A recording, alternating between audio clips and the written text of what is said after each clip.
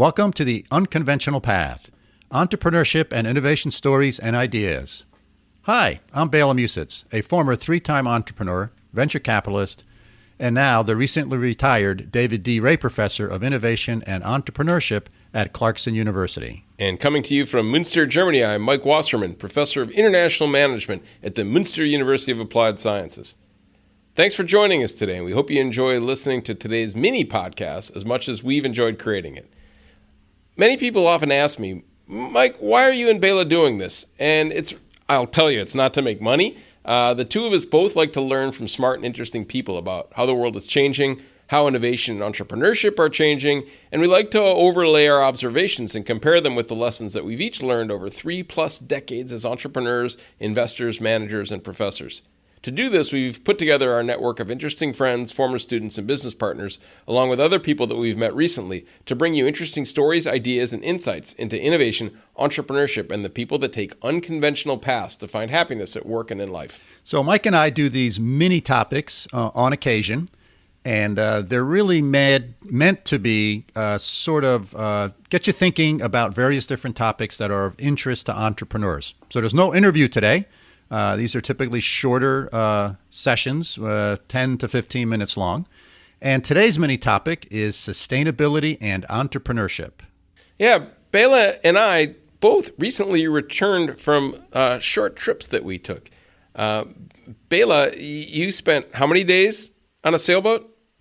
I spent over 2 weeks on a sailboat, sailing from Halifax, Nova Scotia to Baltimore, Maryland. And so I got to see a lot of different culture up in Nova Scotia, and I got to spend a fair amount of time out in the ocean and observing what floated by and what swam by. So it got me to thinking about the things that we do in life that have an impact on that beautiful resource that I was getting to experience. And I was on the other side of the Atlantic, traveling through Norway. And again, on the coast and lots of fjords and water, and a place where amazingly, in the city of Oslo anyways, it looked like about half the cars were electric. It was remarkable. And you really had to be careful crossing the street because you couldn't hear them coming. And as a former electric car driver, I used to drive a BMW i3. I really enjoyed looking at all the diversity there is now in terms of electric cars and the charging stations and the whole setup. So that got me thinking about sustainability and entrepreneurship. And what are the opportunities? What are the challenges? And so when Bela and I both got back and reconnected from our time away, I thought, hey, Bela, let's do something on sustainability. And we said we've had a few guests that have had the sustainability as part of their purpose or part of their business plan. Recently, we had Ravish Machitya, and he did the sustainable labeling and the packaging. Some of our listeners might remember. And a few months back, we had Ewan Poon, who did the scooters, right? Originally, one of the original entrepreneurs of kind of this personal mobility model to get some of the cars off the streets. So lots of interesting things. So, Bela, what do you see as some of the opportunities for green entrepreneurship? So I think we just talked about two really big categories that have an impact on the environment. One is packaging, and all the packaging that we have that we throw out after we open the product. And the other one is transportation. And I think those are two big leverage areas. And, I got to thinking about the packaging because when you're out in the ocean, that's sort of the impact you see, right? We're sailing, so we have a pretty good green footprint. And you see all sorts of stuff washed up on beaches, and you think to yourself, why do we have this? It's fundamentally a convenience. And I think there's lots and lots of opportunities here to sort of improve the sustainability of things that we do in packaging. And there's lots of entrepreneurial companies. There's a company here in upstate New York that actually makes packaging foam, the foam that's normally styrofoam, or it's actually expanded polystyrene, the stuff that a lot of stuff comes packaged in. Mm-hmm. They make it out of mushrooms. They actually grow it. So it's 100% organic. They grow this sort of foam, and they grind up the mushrooms and they make it into this foam, and you can put it in your composting pile, right? So really cool. They're doing really well. Interestingly enough, they're getting most of their traction from European companies, because I think this is one place where parts of the world are much more advanced than we are, and they have fundamentally legislated or regulated that the company that makes the packaging that your product is shipped in is responsible for being able to get rid of that packaging. So that really sort of changes the economics in the equation to the manufacturer. And Norway was a good example of this when I asked a local about the car situation. And he was like, yeah, he's like, the government gives you a big subsidy to buy an electric car or lease an electric car. They subsidize the price of the electricity when you go and charge your car, so it's very inexpensive. And then on the flip side, they've said, we're not going to sell any more internal combustion cars after a certain date. I forget exactly what he told me, but 5 years from now, they're not going to allow the sale. So it's a combination of incentives and a date. And, that was government policy. Yeah. And as you mentioned, that I sort of like that balance of sort of incentives that drive the market in one direction, but then also having sort of a clear phase out process for getting rid of the technology you're trying to replace. And I think, that makes a lot of sense. Yeah. And at the end of the day, I don't know if everybody knows this, Bela, but I don't own a car anymore. When I moved here, my wife and I each had a car, and we don't have a car anymore. And I ride my bike or walk to work. I can take the bus or the train anywhere. I have a car sharing. We have a car sharing service in Münster here, and right a block away from my apartment is a parking lot and a little box that I swipe my card and get access to a car for a few euros. I can get a car and go shopping or whatever. So I don't have a car. So I think as an entrepreneur, you got to think about the opportunities here, and I will make a comment that you want to be careful. If the opportunities or the marketplace is solely driven by market incentives. We've seen examples here in the United States for solar power that you can add to your house. And many states dramatically subsidize that and force the power utility to buy back the extra electricity you generate at the same price that you sell it to, that they sell it to you for. So there's this net zero metering, and it really drove a lot of solar power installations, both the subsidy and this sort of forcing the utility to buy it back. And in all places in Arizona, where you figure, okay, if solar is going to work any place in this country, it's going to work in Arizona because they have a lot of sun for a lot of days. Arizona legislature got rid of the subsidy, and the solar market basically shut down.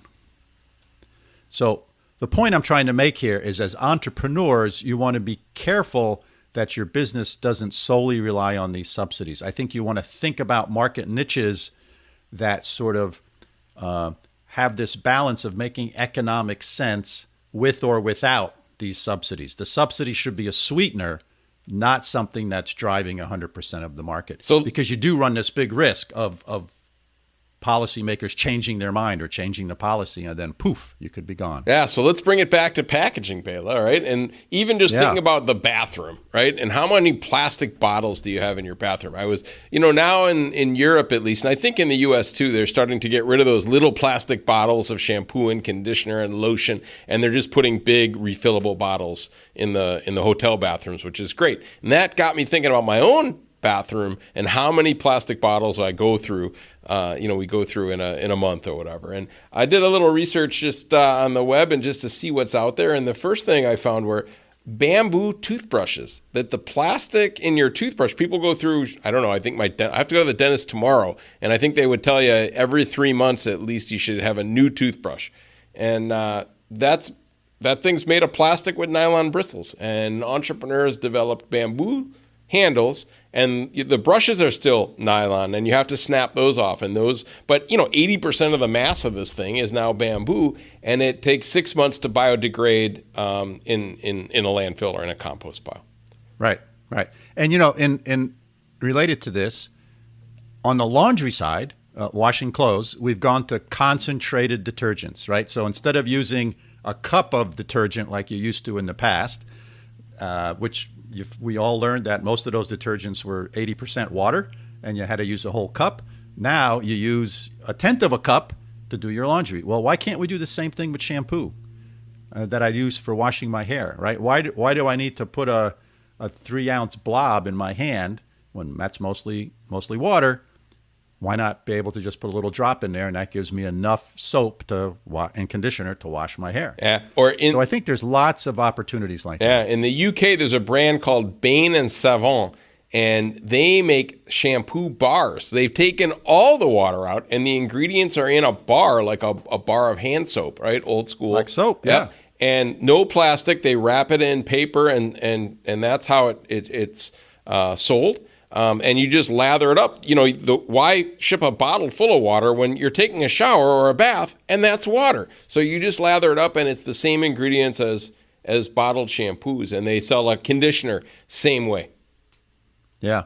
Makes sense. That's a great idea. Or the one that pisses me off is dental floss, right? I hate, is it just me? Maybe I'm not coordinated, but you pull the dental floss out, and invariably in every pack, at some point, the whole thing falls apart, and the little metal tooth comes out. I mean, is this just me? Has this happened to you at all? Well, I think I need to pull out, a 20-inch piece of dental floss, but I end up fundamentally only using 4.5 inches of it. Yeah. And the rest of it is sort of thrown out. So this company called Georganics has gone old school, and they just sell the floss, and there are companies that make floss out of silk, right? Yes. It's not even plastic, but they give you, the first time you buy it, you buy a glass jar with a metal lid, and then they just send you in a paper envelope as needed the refills, and you just pop them in. So you're not buying these plastic containers, once every 2 months or whenever you buy dental floss.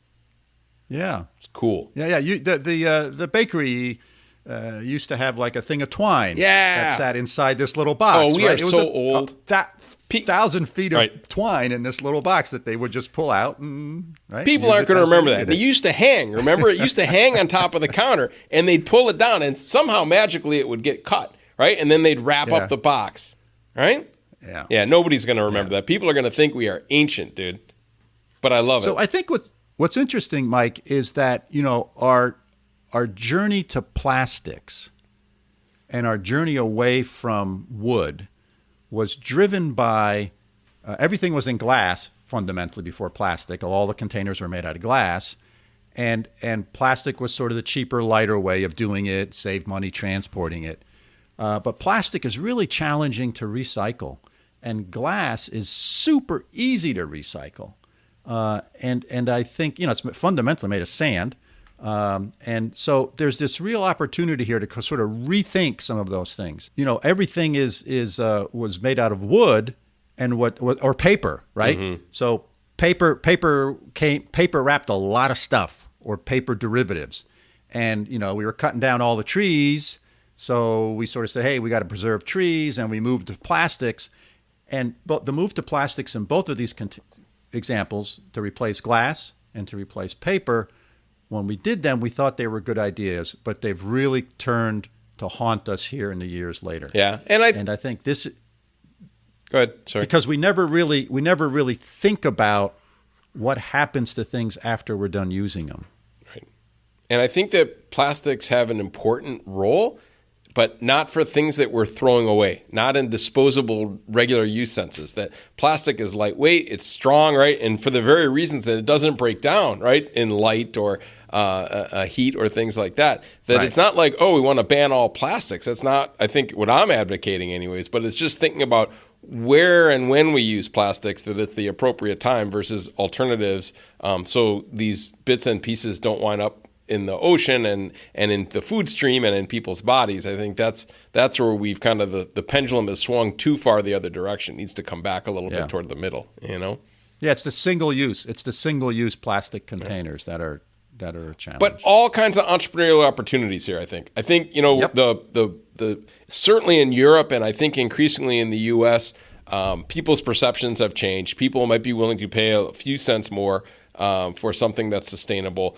People are changing the way they make choices, and I think that there's this nice opportunity. The big companies haven't fully jumped on board yet, right? The Unilevers and the Procter and Gambles, although they're starting. But there's a nice opportunity for entrepreneurs to jump in here and develop some new niches and some new ways of packaging and some new ways of marketing that can be really useful, and they can make some money, and maybe they can sustain their brands, or maybe they get acquired, or there's always the risk that they get run out. But it's a neat opportunity, I think, for people to think entrepreneurial about sustainability, and specifically in this case about packaging, as we've been talking about for the last 20 minutes or so. Yeah, and I think, the warming environment and sustainability is, you can't go a day without hearing something about that in the news or reading some article about it. So I think it's in the forefront of people's minds. And when things are in the forefront of people's minds, that usually develops market opportunities for you. Yep. Because people are thinking about it. Yep. And I'll tell you, from my view over here in Europe, and I don't want to politicize things overtly, but when I was in Norway, people say, yeah, look, here's the glaciers, and the glaciers used to be here, and now they're way up here. And the temperature of the water has changed, and what the fish are able to do has changed, and where they're migrating to has changed rapidly in this generation. And the people who are my age and older are like, hey, when we were younger, this wasn't happening. I was in France at touring a vineyard, and they were like, yeah, from here on, we can't grow these grapes anymore. And this has been over a decade. The change has been visible. So there's plenty of people who their livelihood depends on this, and they are very, very, very scared. And they're spreading the word to people that, we can argue, in the U.S., there's an argument about whether this is natural or whether this is made by humans. And, that doesn't matter. The way I've always taught sustainability is that the data are very clear in terms of the amount of warning going on. I don't care I do care personally, but I don't want to force you to think one way or the other of what caused this. But as a business person, you have to respond to the fact that means of production are going to change, the available raw materials are going to change, the access that different consumers will have are going to change. And this is food, this is any kind of agriculture, anything that's related on natural resources is going to have an impact on. So it's important that people start thinking about this from a business standpoint. Yeah, I agree, Mike. I agree. And sometimes I think that when we argue about climate change and is it natural or blah, blah, blah, we're arguing about the wrong thing. Mm-hmm. It's pretty clear to me that dumping plastic in the ocean is bad. Mm-hmm. Yep. Right. It's pretty clear to me that dumping sewage into rivers is bad. Yep. So let's solve the problems, right? There's low-hanging fruit, as they say, that's out there that entrepreneurs, I think, can tackle and get lots of mileage. And I think the marketplace, meaning customers and people, are sort of tuned into this. And there's a large percentage of them that are willing to participate. They want to feel good about it. So as you think about your business, think about making that a part of what you do and part of your sales process, I'll call it. And there's great examples. I mean, look at Patagonia, right? They have this recycled threads program where they talk about send us back your old Patagonia clothing, and we chop up the polyester and we make new polyester out of it, and then we make a new piece of clothing out of it. Loop. And so they've really built a brand around that. They're one of the many examples of companies that have done things like that. So there is opportunity there, and I think that the time is right for entrepreneurs to think about this and start trying different things out in the marketplace. Yeah. So listeners, there's the challenge, right? Either be entrepreneurial and do something about this, or at least as a consumer, make some choices and, hey, support other entrepreneurs who are trying to do this. Yeah. So I think that's a wrap, Mike. Yep. What do you think? Totally. Thanks for joining us, listeners, and we hope you enjoyed our little mini episode, our little mini walk in the woods, so to say, about sustainability and entrepreneurship. We hope you found it interesting and thought-provoking. As usual, if you have questions or arguments or disputes or ideas about what we've brought up today, please let us know. Our email is bela.and.mike@gmail.com.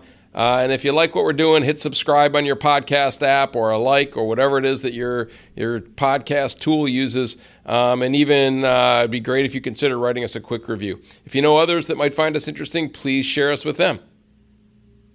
So thank you for spending time with us. We look forward to having you joining us for our next episode. Signing off from upstate New York. See you next time.